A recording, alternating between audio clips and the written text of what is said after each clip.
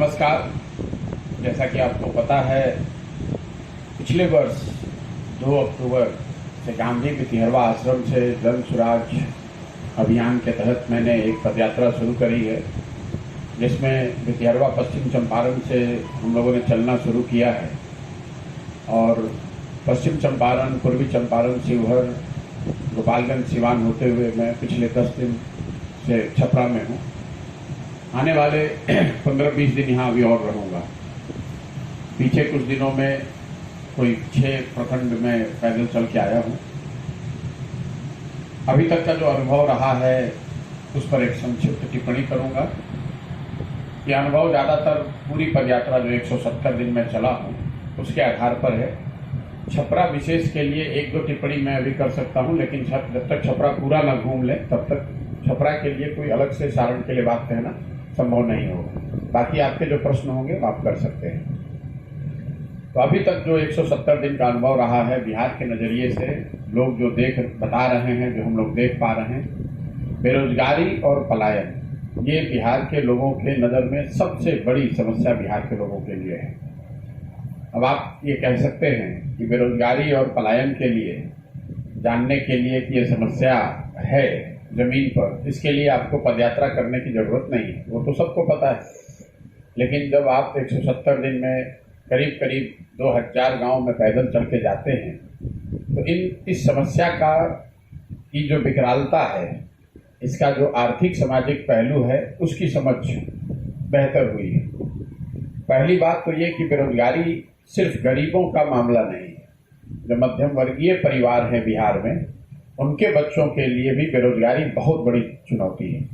जिनके घरों में जमीन है, खेती है, कुछ पहले से रोजी रोजगार है, उनके लिए भी अपने बच्चों के लिए रोजगार पाना ये बहुत बड़ी चुनौती है। दूसरा जो पलायन है, गांव में हम लोग जब जाकर देख रहे हैं तो पता चल रहा है कि 40 से 50% जो युवा है वो करीब करीब बाहर ही मजदूरी करने को गया है। इसमें भी जो कई बार हम लोग ऐसा समझते हैं कि पलायन सिर्फ मजदूरी से जुड़ा हुआ पलायन है और जो बिल्कुल गरीब तबका है वो अपना पेट पालने के लिए, अपने बच्चों, अपने परिवार के लिए बाहर मजदूरी कर रहा है, ऐसी बात नहीं है। पलायन में हम लोग जो देख रहे हैं कि जो गरीब है वो तो मजदूरी करने जा ही रहा है, लेकिन जो मध्यम वर्गीय परिवार है वहाँ से भी बच्चे एक तरह से पलायन उनको करना है, क्योंकि यहाँ पढ़ाई की सुविधा नहीं है तो बच्चे पढ़ने के लिए जा रहे हैं। जो इक्का दुक्का लोग जिनके बच्चे नौकरी पा जा रहे हैं उनको भी बाहर ही रहना है, क्योंकि बिहार में नौकरी का कोई अवसर है नहीं, अच्छे नौकरी का कोई अवसर ज़्यादा है नहीं।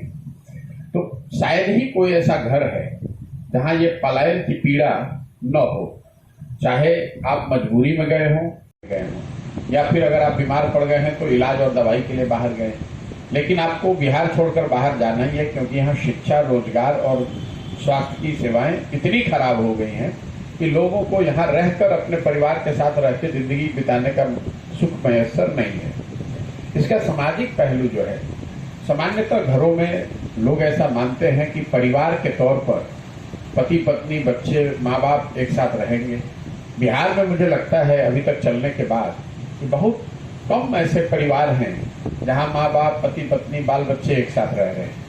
ज़्यादातर लोगों ने इस सच्चाई को स्वीकार लिया है कि घर में जो नवयुवक है, जो पुरुष है, वो साल में 10 महीने, 11 महीने परिवार से दूर ही रह के उसको काम करना है, पढ़ाई करनी है, नौकरी करनी है। साल में 20 दिन, 25 दिन, 1 महीना, 2 महीना ही वो अपने परिवार के साथ रह सकता है। तो परिवार का एक साथ एक यूनिट के तौर पर रहना, मुझे लगता है कि वो एक बहुत बड़ा यहाँ विलासिता की वस्तु है। बहुत कम ऐसे परिवार हैं जो एक यूनिट के तौर पे रह रहे हैं। तो एक बहुत बड़ा ये सामाजिक पहलू है जिसकी चर्चा इतनी होती नहीं है। मान लीजिए कि मैं पदयात्रा कर रहा हूँ तो ये लोग लिख रहे हैं कि अपना आप बताते हैं, हम लोग भी बोलते हैं कि घर परिवार छोड़कर मैं 1 साल, 1.5 साल यहाँ पर पदयात्रा कर रहा हूँ। लेकिन अगर हम लोग जरा करीब से देखेंगे तो बिहार के ज्यादातर परिवारों की स्थिति यही है कि उनके घर के जो पुरुष हैं वो अपने परिवार के साथ पूरे साल नहीं रहते। तो एक बहुत बड़ी सामाजिक त्रासदी है जो महिलाएं शायद उस तरीके से एक्सप्रेस नहीं कर रही हैं, बोल नहीं रही हैं, लेकिन जब हम लोग गांव में जाकर बैठते हैं, बात करते हैं तो ये चीज दिखती है, ये पीड़ा दिखती है। बेरोजगारी पलायन के बाद जो दूसरा सबसे बड़ा मुद्दा है वो स्वाभाविक तौर पर, चूंकि बिहार कृषि प्रधान देश है, कृषि प्रधान राज्य है, तो कृषि से जुड़ी हुई जो समस्याएं हैं, खेती से जुड़ी हुई जो समस्याएं हैं, उसमें दो आधारभूत समस्याएं जो बिल्कुल सामने हैं, जिसको हम लोग को समझना चाहिए। एक, जो भूमि सुधार का लागू न होना, और दूसरा जल प्रबंधन का पूरी तरीके से विफल रहना। तो पहला बात ये समझिए, बिहार में आजादी के बाद से भूमि सुधार को लेकर कोई गंभीर प्रयास नहीं किए गए। इसकी वजह यह है, इसकी वजह से बिहार में भूमिहीनों की संख्या 60% है। देश के स्तर पर 38% लोग भूमिहीन हैं, लेकिन बिहार में भूमिहीनों की संख्या 60% है। और जो 40% लोग, 100 में 40 लोग जिनके पास जमीन है, जो खेती करते हैं, उनमें से 90% मतलब 40 में करीब 35 लोग ऐसे लोग हैं जिनके पास 2 बीघे से कम जमीन है।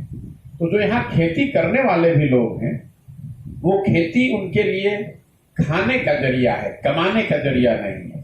मैं कहता हूँ यहाँ बिहार में जो किसान है वो खाने वाली खेती करता है, कमाने वाली खेती नहीं करता है। वो इतना ही उपजाता है या उपजा पाता है जिससे उसके बाल बच्चों का, परिवार का पेट भर जाए, रोटी चावल का जुगाड़ हो जाए, तेल मिल जाए, सब्जी मिल जाए। खेती करके आमदनी उसको नहीं होनी है। तो जो आंकड़े बताते हैं कि बिहार में 100 में 4-5 लोग ये ऐसे हैं जिनके पास जमीन है और वो इस तरह से खेती कर रहे हैं जिससे कि उनकी आमदनी हो। बाकी लोग या तो खेती पेट भरने के लिए कर रहे हैं या खेत में मजदूरी कर रहे हैं। दूसरा जो पहलू जल संसाधन का है, पानी को लेकर जो बिहार में पूरा व्यवस्था है, तो 50% खेती योग्य जमीन जो है उसको बाढ़ का संकट बना हुआ है पूरे बिहार के स्तर पर, और करीब करीब 30% जमीन ऐसी है जिसमें सूखे की संभावना है। तो ज्यादातर जो भूभाग है, जो खेती लायक जमीन है, या तो वो बाढ़ प्रभावित है या उसमें सूखा है। बिहार एक मात्र ऐसा राज्य है, आंकड़ों में अगर आप देखेंगे तो पिछले 10 वर्ष में बिहार एक मात्र ऐसा राज्य है जहां एश्योर्ड इरिगेशन, सिंचित भूमि पिछले 10 साल में कम हो गई है। 10 वर्ष पहले अगर बिहार में 100 एकड़ जमीन में सिंचाई की सुविधा थी तो वो घट के आज 89 एकड़ ही रह गई है, क्योंकि जो नहरों की का जो श्रृंखला बनाया गया, नहरों का जो जाल बिछाया गया या नलकूपों की जो व्यवस्था की गई, वो रख रखाव के अभाव में करीब करीब बेमानी हो गया है। और ये मैं पश्चिम चंपारण से देखते आ रहा हूँ, और इवन छपरा में जिन प्रखंडों में मैं चला हूँ, चाहे वो लालापुर हो, एकमा हो, मांझी हो या दूसरे आगे के जो प्रखंड हैं, हर जगह नहर, आपको नहरों से निकाली हुई कोई व्यवस्था दिखती है, लेकिन उसमें पानी की व्यवस्था नहीं है। तो बिहार में खेती किसानी की जो मुख्य परेशानी की वजह है, ये 2 है। इसके अलावा एक जो सबसे बड़ी समस्या किसानों की, बिहार में जब हम लोग पिछले 5-6 महीनों से पैदल चल रहे हैं, तो ये वो समय है जब धान की कटाई हुई है और गन्ने की कटाई हुई है। ज्यादातर लोगों ने, 90% से ज्यादा लोगों ने ये बताया कि धान उन्होंने 1200 रुपए से 1500 रुपए क्विंटल के दर से बेचा है, जबकि धान का सरकारी समर्थन मूल्य है 2050 रुपया। लेकिन चूंकि समर्थन मूल्य पर सरकारी खरीद की कोई व्यवस्था यहाँ है नहीं, इस वजह से ज्यादातर लोगों को अपना उपज समर्थन मूल्य से बहुत कम दाम पर बेचना पड़ा है। पिछले 10 वर्ष में, ये आंकड़ा भी याद रखिए, पिछले 10 वर्ष में बिहार में सिर्फ 13% धान ही समर्थन मूल्य पर खरीदा गया है, और गेहूं के लिए ये प्रतिशत है 1% गेहूं समर्थन मूल्य पर खरीदा गया है। हम लोग यहाँ बैठकर पंजाब के किसानों की खुशहाली की बात करते हैं, तो आपके ध्यान के लिए बता दूं, पंजाब में 70% गेहूं और धान समर्थन मूल्य पर खरीदा जाता है, बिहार में 13% और 1%। अब इसका आर्थिक नुकसान क्या हो रहा है, इसको अगर आप आकलन इसका करेंगे तो आपको पता चलेगा कि सिर्फ समर्थन मूल्य न मिलने की वजह से, फसलों के सही दाम न मिलने की वजह से बिहार के किसानों को हर साल 20 से 25 हजार करोड़ रुपए का नुकसान हो रहा है। ये इतनी बड़ी तबाही है, और हमको, आपको लगता है कि बिहार में जो किसान है, खेती किसानी करने वाले लोग हैं, उनकी माली हालत क्यों नहीं सुधर रही है। एक तो उसके पास जमीन नहीं है, दूसरा जमीन है तो बाढ़ या सूखे से प्रभावित है। दोनों चुनौतियों के बाद जो उपजा रहा है उसको उसका दाम नहीं मिल रहा है। इसके अलावा जो हम लोग रोड पर चल रहे हैं तो लोग तात्कालिक समस्या के तौर पर यूरिया की अनुपलब्धता और कालाबाजारी की बात हर आदमी बताता है कि 277 रुपए का यूरिया ज्यादातर लोगों को 500, 700, 800 रुपए में खरीदना पड़ता है। मोटे तौर पे ये खेती किसानी करने वाले लोगों का हाल है। तीसरी जो सबसे बड़ी समस्या देखने को मिलती है वो शिक्षा का ध्वस्त हो जाना। मैं हमेशा कहता हूं कि बिहार में नीतीश कुमार जैसे पढ़े लिखे एक मुख्यमंत्री के रहते हुए शिक्षा व्यवस्था का ध्वस्त हो जाना उनके शासनकाल का शायद सबसे बड़ा काला अध्याय है। ऐसा इसलिए कि देखिए, अगर सड़क ठीक नहीं है तो कल एक अच्छी सरकार आएगी तो शायद सड़क बन जाएगी, लेकिन अगर कल हो के एक अच्छी सरकार आ भी जाए तो पिछले 10 साल 15 साल में जो लोग यहाँ से पढ़कर निकले, सिर्फ डिग्री लेकर निकले, जो अशिक्षित रह गए, वो एक अच्छी सरकार आने के बाद भी अब शिक्षित नहीं हो सकते हैं। उनको शिक्षित समाज के पीछे ही चलना पड़ेगा। और बिहार में शिक्षा व्यवस्था का ध्वस्त हो जाना ये सिर्फ शिक्षकों की गुणवत्ता का मामला नहीं है। बहुत लोगों को ऐसा लगता है कि शिक्षकों की क्वालिटी जो खराब है उसकी वजह से शिक्षा व्यवस्था खराब हो गई है। ऐसी बात नहीं है। जन स्वराज इसको तो कैसे दूर कर पाएगा सारे को जो मैं एक बार अपनी बात पूरी कर लूं, फिर आपके पास पूरा समय रहेगा सवाल करने का। है क्यों? तब तो उसका रास्ता निकालिएगा। अभी लोगों की समझ है कि शिक्षकों की गुणवत्ता की वजह से ये स्थिति है। मैं ये कह रहा हूं कि ये इसकी स्थिति इसलिए है क्योंकि विद्यालयों का जो फिजिकल इंफ्रास्ट्रक्चर है, जो बिल्डिंग है, ग्राउंड है, क्लासरूम है, शिक्षकों की संख्या और पढ़ने वाले बच्चे, इन तीनों का समायोजन पूरी तरीके से ध्वस्त हो गया है। मतलब जहां बिल्डिंग है वहां शिक्षक नहीं है, जहां शिक्षक है वहां बिल्डिंग क्लासरूम नहीं है, जहां दोनों है वहां बच्चे ही नहीं है। कई बार हमको लगता है कि शिक्षा मित्र या नियोजित शिक्षक और बिल्डिंग क्लासरूम से स्थिति खराब है। तो मैं आपको उदाहरण के तौर पे बता रहा हूँ कि रास्ते में चलते हुए हम लोग बहुत कॉलेज में को भी देखने का अवसर मिला। कॉलेज में बिल्डिंग है, वहां 10,000, 12,000, 15,000 बच्चों ने नामांकन भी कराया हुआ है। वहां पर तो नियोजित शिक्षक नहीं पढ़ा रहा है, वहां पर तो लेक्चरर प्रोफेसर हैं, फिर भी वहां पर भी पढ़ाई नहीं हो रही है। 3 साल की डिग्री 4 साल, 5 साल, 6 साल में लोगों को मिल रही है। तो स्कूलों से खिचड़ी बट रहा है और कॉलेजेस से डिग्री बट रहा है, पढ़ाई दोनों में कहीं नहीं हो रहा है। तो जब आप लोगों को सिर्फ खिचड़ी और डिग्री बांटेंगे तो समाज में एक बड़ा वर्ग आपने अशिक्षित लोगों का ऐसा खड़ा कर दिया जिसके पास डिग्री तो है लेकिन शिक्षा नहीं हो, शिक्षित नहीं है। इसीलिए ये दुर्दशा है। इन तीनों बड़ी समस्याओं के बाद जो सबसे बड़ी 4 जो केंद्र सरकार की योजना है उस पर मैं आपको अपना अनुभव बताना चाहता हूं। पहली योजना है गरीब कल्याण योजना, प्रधानमंत्री गरीब कल्याण योजना, जिसमें लाभार्थियों को 5 किलो अनाज मिलने की बात कही गई। तो बिहार में जिन जिलों में मैं गया हूं और उसमें सारण इंक्लूडेड है, लाभार्थियों को 4 किलो अनाज ही मिल रहा है। मतलब 20% की चोरी बिल्कुल व्यवस्थित तरीके से की जा रही है। और इसकी वजह यह है कि लोग बता रहे हैं कि जो अनाज आ रहा है प्रखंड के स्तर पर करीब 15 से 25 हजार क्विंटल हर महीने अनाज आता है। उसमें 40 रुपए प्रति क्विंटल की दर से पीसी भ्रष्टाचार के तौर पर काटा जाता है। और ये पैसा जनप्रतिनिधियों और सरकारी अफसरों के बीच में बढ़ता है। और जनप्रतिनिधियों में ज्यादातर जगह विधायक भी शामिल है। ये भी मैं आपको बता रहा हूँ। लोग कैमरे पर बता रहे हैं कि विधायक, अन्य जनप्रतिनिधि और अफसर मिलकर ये 40 रुपए प्रति क्विंटल के दर पर जो चोरी हो रही है उसको बांट रहे हैं। यही वजह है कि बिहार में लाभार्थियों को प्रधानमंत्री गरीब कल्याण योजना में 5 किलो के बजाय 4 किलो अनाज ही मिल रहा है। दूसरी बड़ी योजना यहाँ पर स्वच्छ भारत की है। पिछले कुछ वर्षों में देश में स्वच्छ भारत के नाम पर हर परिवार में शौचालय बनाने की बात कही गई है। बिहार के भी ज्यादातर जिलों को 2019-20 में ही ओडीएफ घोषित कर दिया गया है। लेकिन करीब 2000 गांव में पैदल चलने के बाद मैं आपको ये विश्वास से बता सकता हूं कि ज्यादातर गांव में आज भी खुले में शौच यहाँ के जीवन की सच्चाई है। जो लोग भी ये कह रहे हैं कि शौचालय बना है, जरूर कुछ शौचालय बने हैं, लेकिन इस पूरी योजना में प्रति शौचालय 2,000 रुपए अफसरों ने लिए हैं। शौचालय बना कि नहीं, शौचालय बनाने वालों ने उसका उपयोग किया कि नहीं, उसकी चिंता किसी ने नहीं की। और ओडीएफ अफसर और जनप्रतिनिधि मिलकर उन्होंने बिल्कुल गलत जारी किया है। तीसरी जो बड़ी योजना है वो आवास योजना। गांव में हम लोग जाते हैं तो लोग इसकी बहुत चर्चा भी करते हैं।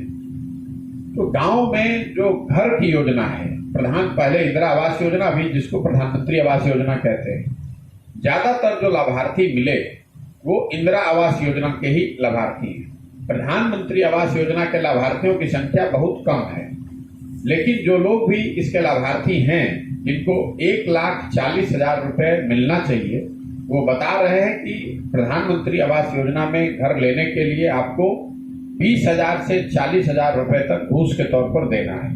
उसमें नाम लिखवाने से लेकर अंतिम तीसरी किस्त जारी होने तक पूरी व्यवस्था बनी हुई है। जहां पर जनप्रतिनिधि पैसा नहीं ले रहे हैं, वहां पर भी 20,000 25,000 रुपया जो अफसरों का शेयर है वो तो आपको देना ही देना है। जनप्रतिनिधि अगर पैसा नहीं ले रहा है तो आपको शायद प्रधानमंत्री आवास योजना में लाभ 20-25 हजार रुपए के खर्चे पर मिल जाए। जहां जनप्रतिनिधि पैसा ले रहे हैं वहां पर ये 30, 35, 40 हजार रुपए तक लोगों को देना पड़ रहा है। चौथी केंद्र सरकार की एक बड़ी योजना है मनरेगा। तो मनरेगा को लेकर मेरी अपनी सोच ये थी कि जब मैं नीचे जाऊंगा तो बिहार में जो गरीबी है, यहाँ पर जो पलायन है, बेरोजगारी है, भूमिहीन लोगों की संख्या है, तो मनरेगा एक बड़ी योजना के तौर पर जमीन पर दिखेगी। मैं आपको बता रहा हूं कि पिछले 170 दिन में मनरेगा का कोई एक्टिव प्रोजेक्ट मुझे नहीं दिखा है। कुछ जगहों पर लोग बताते हैं कि ये पंचायत भवन है, ये आंगनबाड़ी सेंटर है जिसमें मनरेगा के मजदूरों का उपयोग किया गया है, लेकिन कहीं पर भी सक्रिय तौर पर 20, 25, 50 मजदूर मनरेगा में काम करते हुए नहीं दिखे। आंकड़ों में भी अगर आप इसको देखिएगा तो आपको पता चलेगा कि पिछले साल मनरेगा में बिहार सरकार का यूटिलाइजेशन था 39%, मतलब करीब 100 में 60 रुपया मनरेगा का तो हम लोग दिल्ली से लेकर आए ही नहीं, 40 रुपया लेकर आए, और जो 40 रुपया लेकर आए उसमें 40 से 50% भ्रष्टाचार की भेंट चढ़ गया। मनरेगा में पीसी का दर लोग 40 से 50% बताते हैं। इसके अलावा मैं बिहार सरकार की जो योजनाएं हैं उस पर टिप्पणी करना चाहूंगा। बिहार सरकार की जो योजना चल रही है उसमें 7 निश्चय के अंतर्गत चलने वाली सबसे बड़ी योजना नल जल की है। तो नल जल को लेकर सरकार का दावा है कि करीब करीब 70% नल जल की योजना काम कर रही है। आपके सारण में भी प्रशासन का ये दावा है, उनके वेबसाइट पे लिखा हुआ है, लेकिन जमीनी हकीकत ये है कि 70%, करीब 70% नल जल, 2/3 नल जल योजना काम नहीं कर रही है। या तो वो बनी नहीं ठीक से, या बनी तो चली नहीं, या फिर चली तो चल के बंद हो गई। नल जल योजना में जमीन पर जो एक बड़ी समस्या दिख रही है उसके नहीं चलने की, वो है जमीन का स्वामित्व। जिस जमीन पर ये नल जल योजना बनी हुई है, ज्यादातर जगहों पर जो पिछली बार वार्ड सदस्य जीते हुए थे, या तो ये उनके जमीन पर है या उन्होंने जिससे किसी से बात करके जमीन दिलवाई उनके जमीन पर बनी हुई है। अब ज्यादातर वो वार्ड सदस्य चुनाव हार गए हैं, तो या तो इन योजनाओं का हैंडओवर नहीं हुआ नए जो जीत कर आए हैं उनको, या जिनकी जमीन पर ये बना हुआ है उसने एक तरीके से उसको कब्जा कर लिया है, वो उसको अब चलने ही नहीं दे रहा है। कई जगह तो लोग मुझे ऐसे भी मिले जो शादी बारात वगैरह में पानी इस नल जल योजना से निकाल कर बेच रहे हैं, और क्योंकि उनका दावा ऐसा है कि उन्होंने जमीन देते समय सरकार ने उनको कहा था कि उनको नौकरी दी जाएगी, उनको हर महीने पैसे मिलेंगे, तो अब वो नल जल योजना चलने नहीं दे रहे हैं। तो मिला जुला के 2/3 नल जल योजना काम नहीं कर रही। दूसरी जो बड़ी योजना है, 7 निश्चय में ये तय किया गया था कि बिहार के हर घर से जो नाली निकलती है उसका पक्कीकरण किया जाएगा।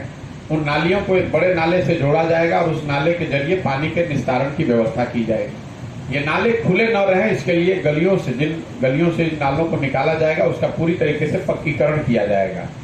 आप में से कुछ लोग जानते होंगे शायद, 7 निश्चय की ये सबसे बड़ी योजना थी। 2015 में यह अनुमान किया गया था कि नालियों गलियों के पक्कीकरण पर 80,000 करोड़ रुपया 5 वर्ष में खर्च किए जाएंगे। आज जब मैं गांव में चल रहा हूं तो जो देखा मैंने कि घरों के नालियों के पक्कीकरण की तो कहीं कोई बात ही नहीं है।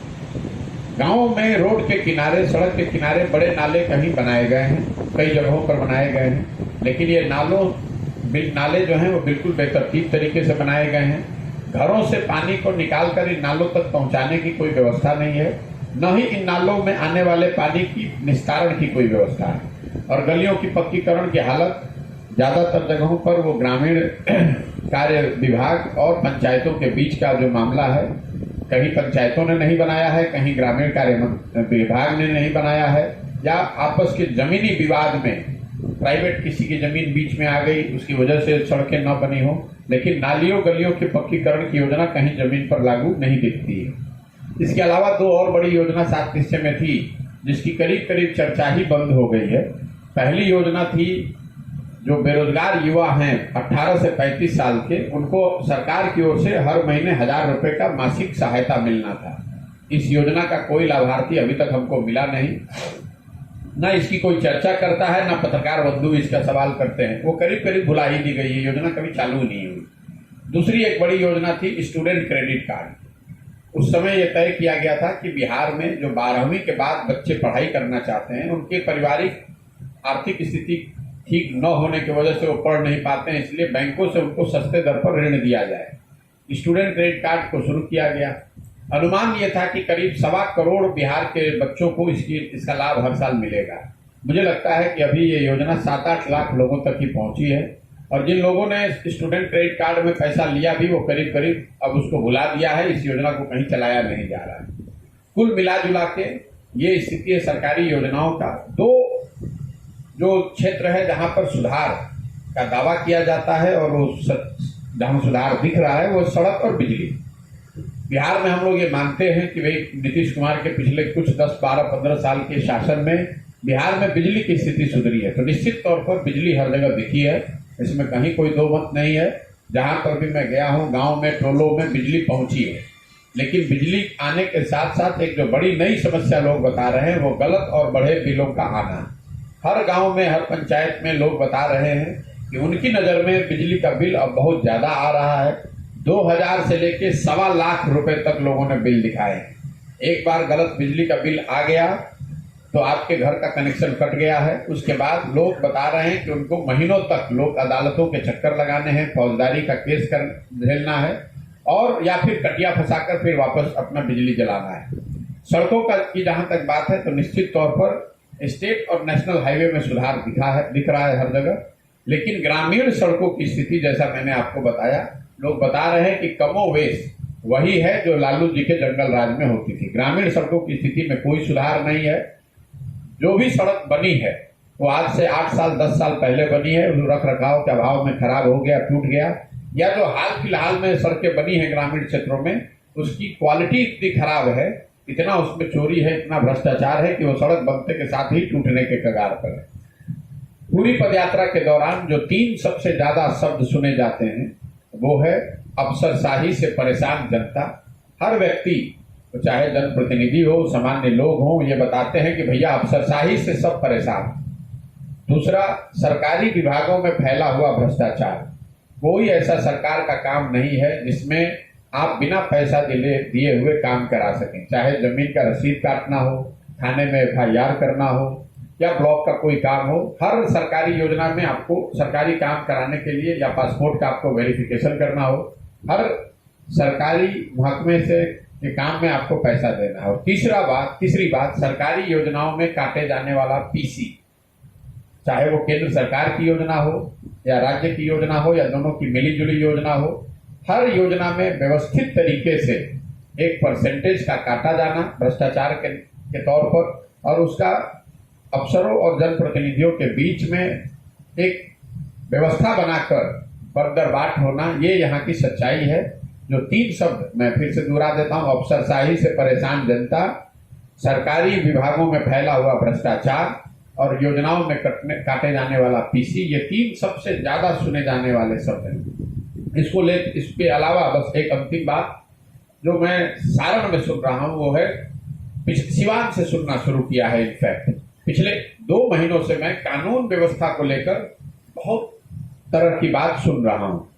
जब मैं चंपारण से चलना मैंने शुरू किया था अक्टूबर से, तब लोगों के मन में ये आशंका होती कि इक्का दुक्का लोग बताते थे कि ये महागठबंधन की सरकार बनी है तो कानून व्यवस्था की स्थिति बिगड़ सकती है। लेकिन मैं देख रहा हूं पिछले 2-2.5 महीनों से, खासकर जब मैं सिवान से निकला हूं, सिवान और छपरा में ये बात हर गांव में लोग बता रहे हैं। लोग ऐसी घटनाओं का जिक्र कर रहे हैं जिसको आप बिगड़ती हुई कानून व्यवस्था से जोड़कर देख सकते हैं।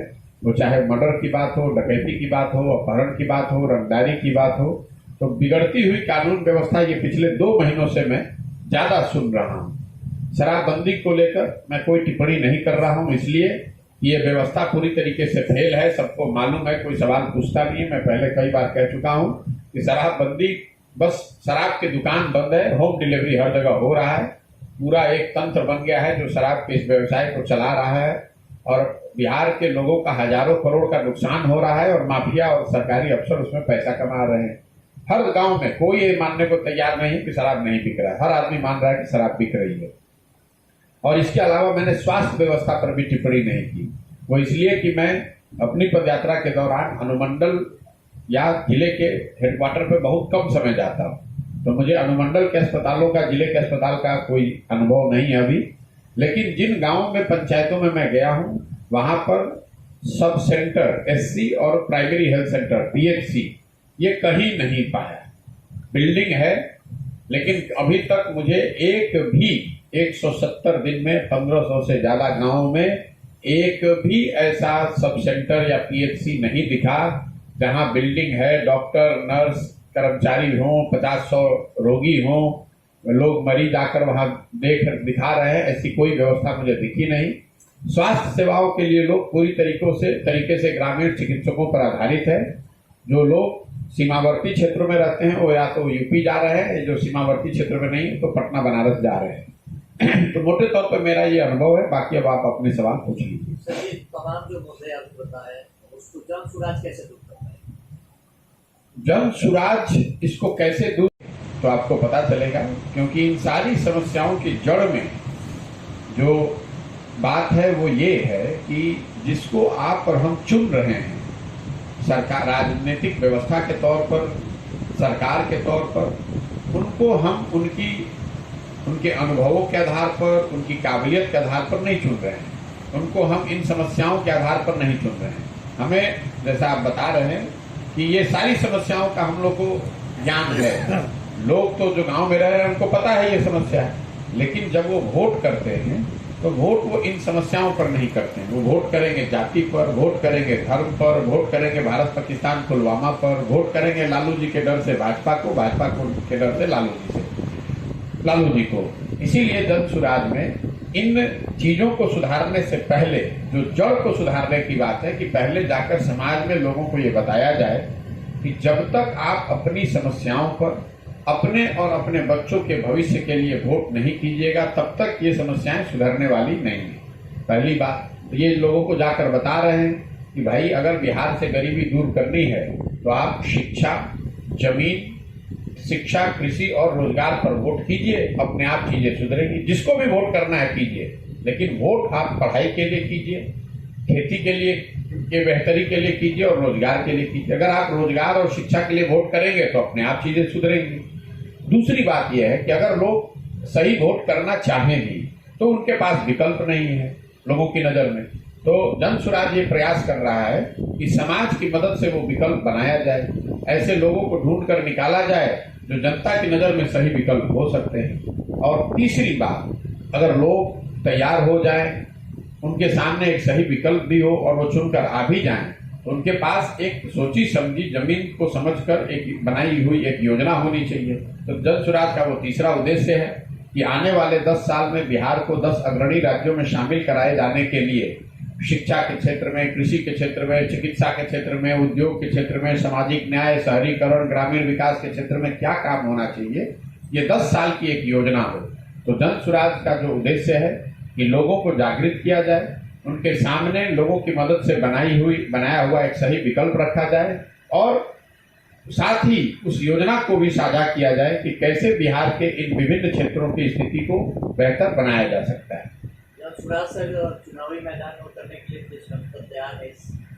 क्या जन सुराज जो है चुनावी मैदान में जो बातों को रख रहे हैं तो चुनावी मैदान में भी उतर सकती है जन सुराज। बिल्कुल उतर सकती है नहीं, वो तो पहले दिन ही कहा गया है कि जन सुराज समाज की मदद से एक नई राजनीतिक व्यवस्था बनाने का प्रयास है।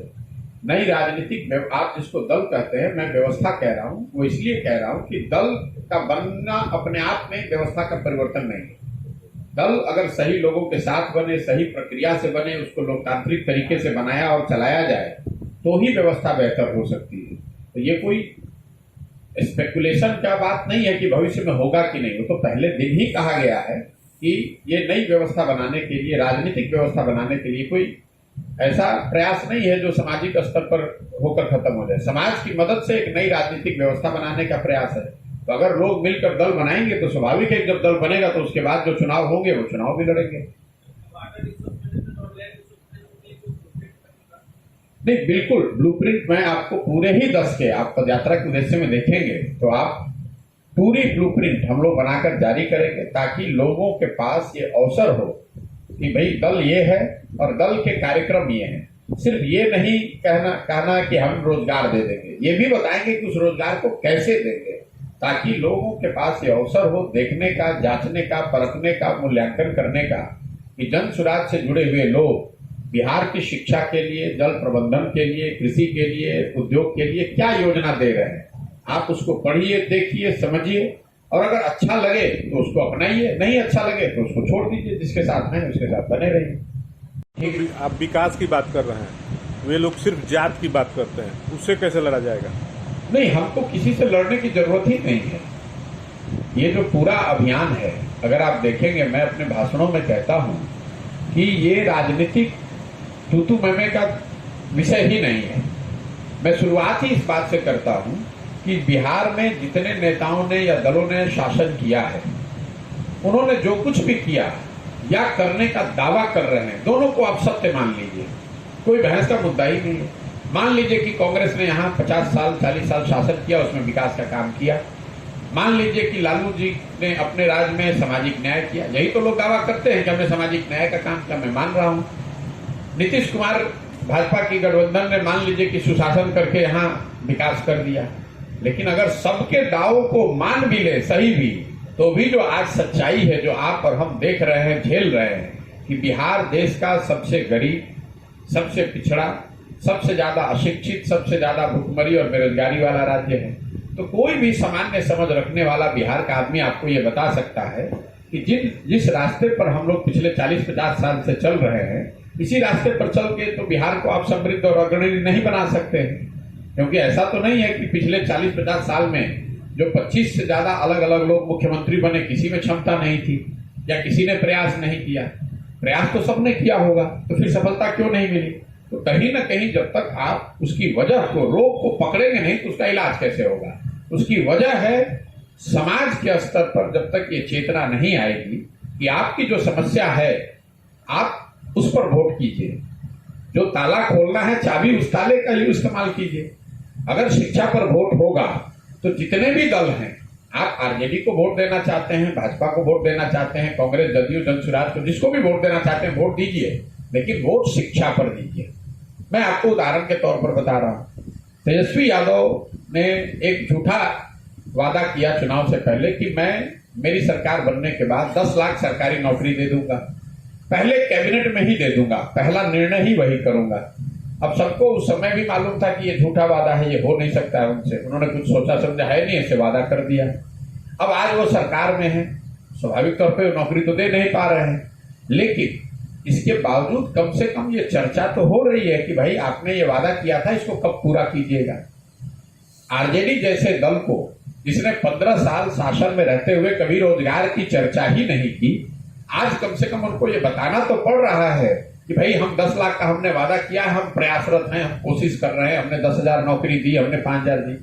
चर्चा तो रोजगार की हुई। तो मेरा जो जनसुराज का एम है कि कम से कम पूरा जो डिस्कोर्स है, जो चर्चा है, वो शिक्षा और रोजगार पर आए, वो कृषि सुधारों पर आए, वो भूमि सुधार की चर्चा हो। वो तो उसकी बात ही नहीं हो रही है। यहाँ पर तो चुनाव में बात होगी भारत पाकिस्तान पुलवामा हिंदू मुसलमान की, विधानसभा का चुनाव होगा तो अगड़ा पिछड़ा इसकी बात होगी। लालू के डर से लोग वोट दे देंगे भाजपा को, भाजपा के डर से लोग वोट दे देंगे लालू को। तो मेरा जनसुराज के अभियान का जो पूरा प्रयास है कि जिस ताले को आप खोलना चाह रहे हैं उसकी चाबी तो लगाइए, खुलेगा नहीं खुलेगा वो तो बात की बात है, लेकिन आप चाबी ही गलत लगाएंगे तब तो निश्चित तौर पर वो ताला नहीं खुलेगा। ठीक है भैया। एक छोटा सा प्रश्न है सर, ये है कि आप पिछले 1.5 दशक से पूरे देश में नहीं बल्कि चुनावी प्रबंधन को लेकर जो सवाल है वो कीजिए, और आप बिल्कुल अपना सवाल दोहरा लीजिए, लेकिन अपना फैक्ट करेक्ट कर लीजिए कि मैं किसी भी सरकार में कभी भी हिस्सेदार नहीं हूं। चुनाव जीतने के बाद मैंने अपने लिए एक ये रूल रखा है, बात को सुन लीजिए, चुनाव परिणामों के आने के बाद मैं उस राज्य में वापस जाता ही नहीं। मैंने यह नहीं कहा सर, मेरी बात आपने कहा कि आप उस समय उस सरकार में थे, उसको करेक्ट कर लीजिए। कैसे रणनीतिकार रहिएगा आप? चुनाव खत्म होते उसके बाद सरकार का एडवाइजर और चुनाव के एडवाइजर दोनों में पहले फर्क समझिए। अगर आप चुनाव के एडवाइजर हैं, रणनीतिकार हैं, मान लीजिए कि आपने अगर मेरी सरकार बनवा दी तो मुझे सुझाव तो दे सकते हैं? नहीं दे सकते। आप ये दे सकते हैं, लेकिन ये मेरा निर्णय अपना व्यक्तिगत है कि नहीं देना है। क्यों नहीं देना उस बात को पहले समझिए, उसकी गंभीरता को। मेरा अपना मानना है कि सरकार में उन्हीं लोगों को भागीदार होना चाहिए जो अंडर ओथ है। अगर मान लीजिए कि पश्चिम बंगाल में आज सरकार है, मैं वहां जाकर वहां बैठूंगा, सलाह दूंगा, तो मैं आप ही पत्रकार या आपको कहना भी चाहिए और आप कहेंगे भी कि Prashant Kishor extra constitutional authority, क्योंकि मैंने कोई ओथ तो लिया नहीं है, मैं किसी पद पर हूं नहीं। मुझसे कौन लोग मिलेंगे? मुझसे जनता से ज्यादा वो विधायक मंत्री मिलेंगे जो अपना कुछ लाभ चाहते हैं, वो ठेकेदार मिलेंगे जो वहां कॉन्ट्रैक्ट चाहते हैं, वो अफसर मिलेंगे जो ट्रांसफर पोस्टिंग चाहते हैं। इसीलिए बहुत सोच समझ के मैंने ये 10 साल अपने जीवन में निर्णय लिया कि जहां पर चुनाव जीत गए वो मुद्दा हमने जनता के सामने रखा, जनता ने उस पर पक्ष में या विपक्ष में निर्णय दिया। एक बार जो लोग जीत कर आ गए उन्होंने संविधान की शपथ ली, अब ये उनका काम है करना और नहीं करना। मेरा निर्णय तभी आएगा जब अगली बार चुनाव होगा कि मैं उनकी फिर मदद करना चाहता हूं कि नहीं। पहली बात को समझिए आप गंभीरता को। यही वजह है कि 10 बरस वो काम करने के बाद भी कोई माई का लाल पूरे भारतवर्ष में ये नहीं कह सकता है कि 1 रुपए का भी मेरे पर कभी कोई इल्जाम हो कि मुझे किसी ने 1 रुपया भी दिया हो।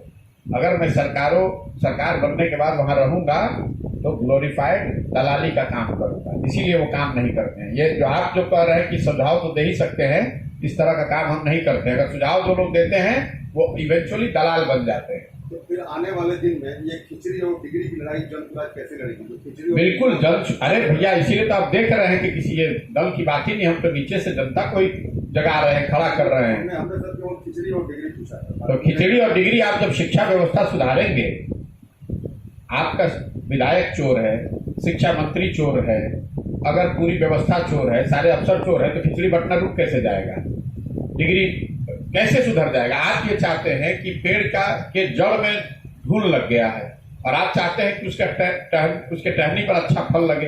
ये कभी संभव है? जब आप 500 रुपया लेकर वोट दे रहे हैं और किसी व्यक्ति का मुखिया के तौर पर चुनाव कर रहे हैं, तो वो मुखिया चुनकर आने के बाद चोरी करेगा या हरिश्चंद्र बनेगा? आप कह रहे हैं कि मुखिया क्या चोरी कैसे रोकिएगा? मैं ये कह रहा हूं कि जिस दिन समाज 500 रुपया लेकर वोट देना बंद कर देगा, उस दिन सही लोग का चुनाव होगा। वो जब सही मुखिया चुनकर आएगा तो अपने आप चोरी रुक जाएगी। निर्णय आपको करना है कि आप पेड़ की टहनी पर दवा छींटना चाहते हैं कि जड़ को सुधारना चाहते हैं। मेरी जो सोच है, 10 साल देश के स्तर पर काम करने के बाद जो मैंने सीखा, देखा, अनुभव किया, उन सारे अनुभवों का निचोड़ है जनसुराज कि अगर आपको यहाँ व्यवस्था में परिवर्तन लाना है तो नेताओं को सुधारने से पहले, दलों को, सरकारों को सुधारने से पहले समाज को जागृत कीजिए। समाज सुधरेगा उससे राजनीति सुधरेगी, राजनीति सुधरेगी तो ही अच्छे लोग सरकार में आएंगे, और जब सरकार अच्छी होगी तो समस्याओं का समाधान होगा। बहुत बहुत धन्यवाद।